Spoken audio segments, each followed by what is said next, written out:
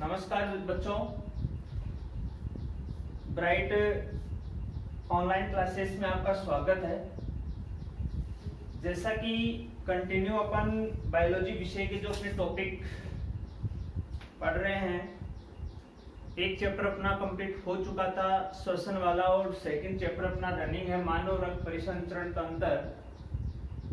और मानव रक्त परिसंचरण तंत्र के अंतर्गत अपन बात कर रहे थे कंटिन्यू, मतलब कि कणिकाओं की बात कर रहे थे अपन,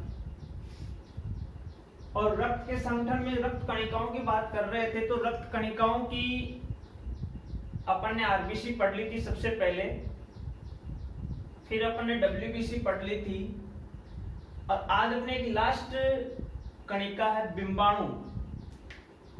और बिंबाणु को अपन कहते हैं, प्लेटलेट्स भी कह सकते हैं। क्या कहते हैं? प्लेटलेट्स, या अपन इसको पट्टिकाणु भी कहते हैं। क्या कहते हैं? पट्टिकाणु भी अपन इसको कहते हैं। और या अपन इसको थ्रोम्बोसाइट भी कह सकते हैं। क्या कहते हैं? थ्रोम्बोसाइट।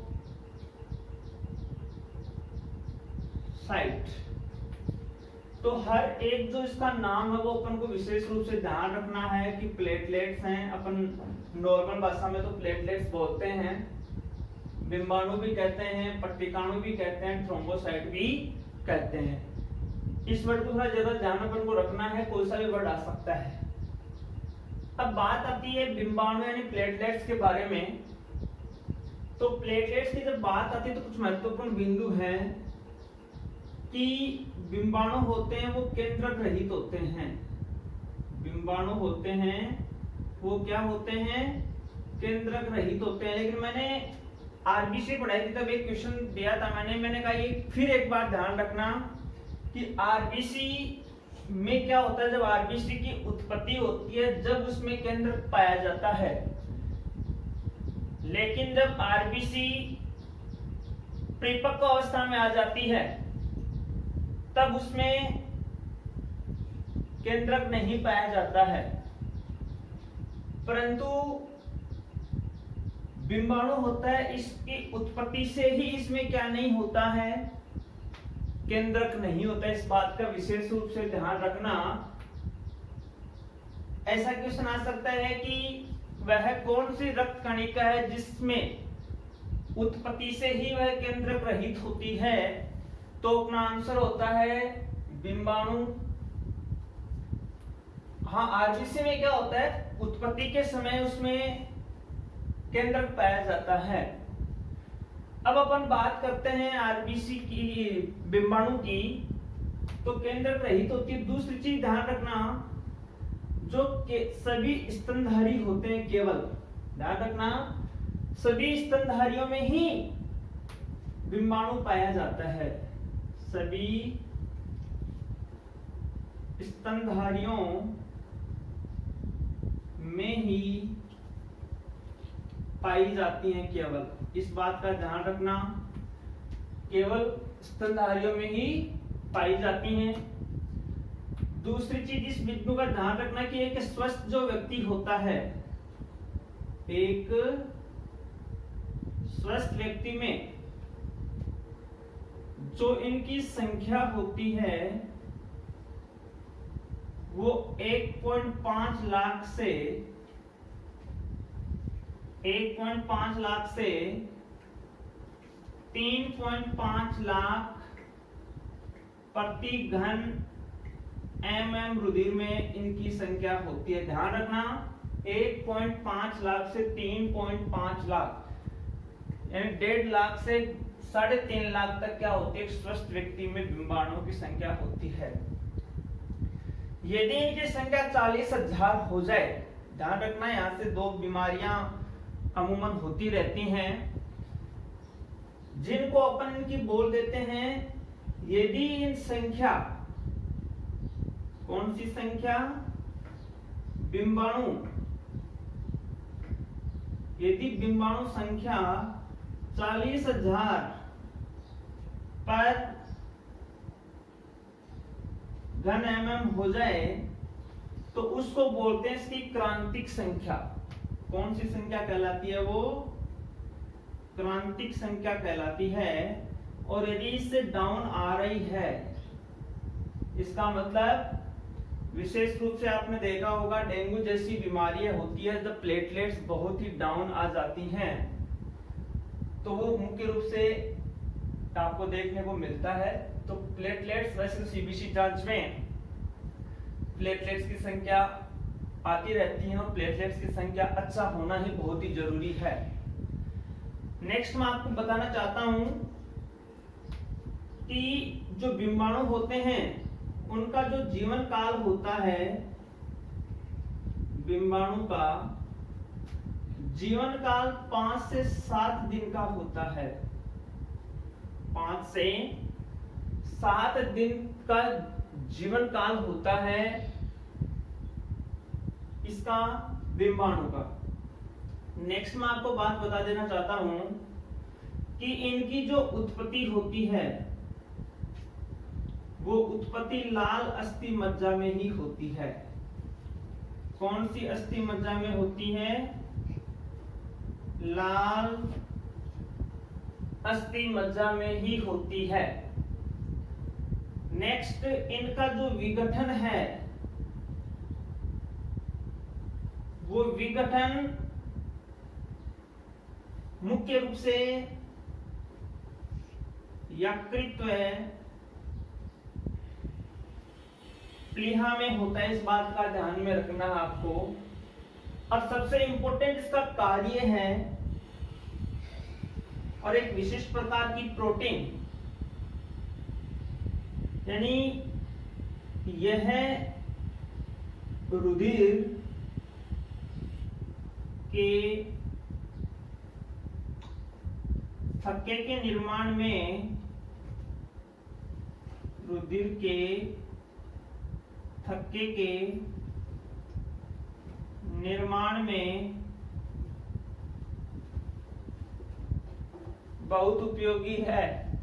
इस प्रकार मैं आपको बताना चाहता हूं कि उत्पत्ति लाल अस्थि मज्जा में और रुधिर के थक्के के निर्माण में बहुत उपयोगी है। ये क्वेश्चन 2019 के पेपर में आया था, हूबहू छपा हुआ था। क्वेश्चन ये था कि वह कौन सी रक्त कणिका होती है जो मनुष्य में रुधिर के थक्के के निर्माण में उपयोगी है या उत्तरदायी भूमिका निभाती है। तो वह रुधिर कणिका कौन सी है? प्लेटलेट्स है या बिंबाणु है मुख्य रूप से।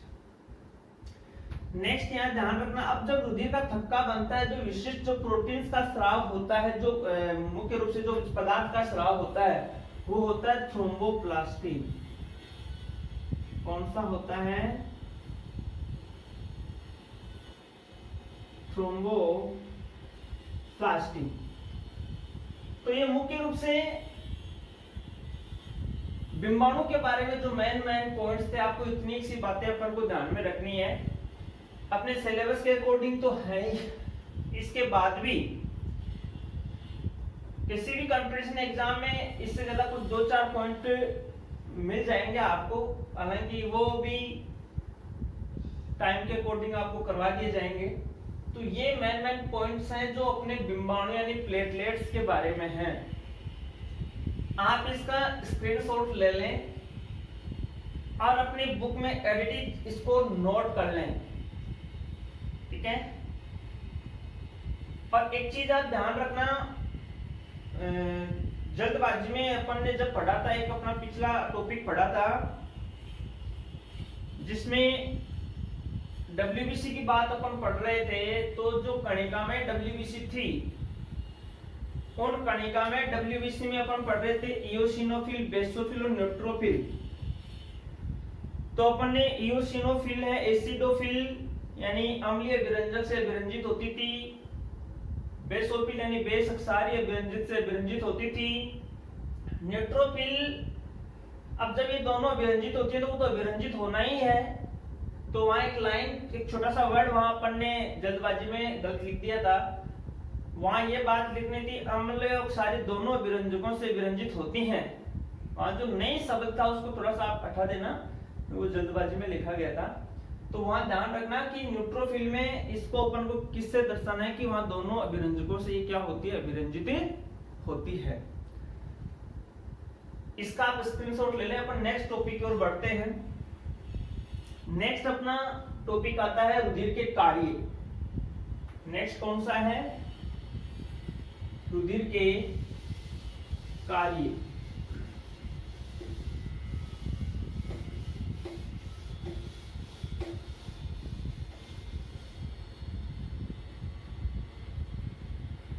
रुधिर के कार्य। एक नंबर का क्वेश्चन आ सकता है, 2 नंबर का क्वेश्चन आ सकता है, हालांकि इससे बड़ा क्वेश्चन आना बहुत मुश्किल है। कौन कौन से कार्य रुधिर के द्वारा किए जाते हैं? जब अपन रुधिर का परिसंचरण ही पढ़ रहे हैं तो वो कौन से कार्य होते हैं जो ये संपादित करता है? मैं यहाँ हर एक कार्य नोट कर रहा हूं। सबसे पहले कार्य की अपन बात करते हैं तो O2 का परिवहन, नंबर 2 CO2 के सहवन या परिवहन में, नंबर 3 भोज्य पदार्थों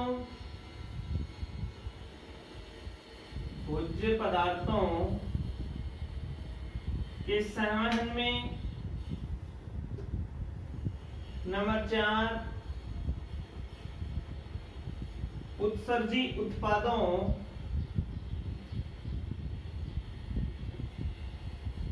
के सहवन में,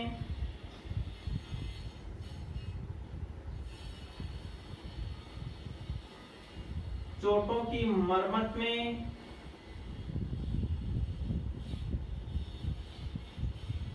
और विशिष्ट कार्यों की जब अपन बात करते हैं तो शरीर के ताप के नियमन में,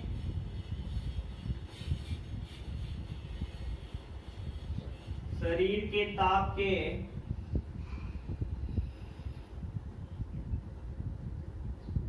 नियमन में।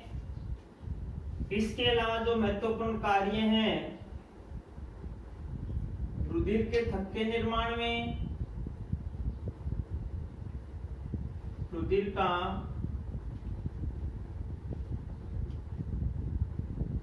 थक्का निर्माण में।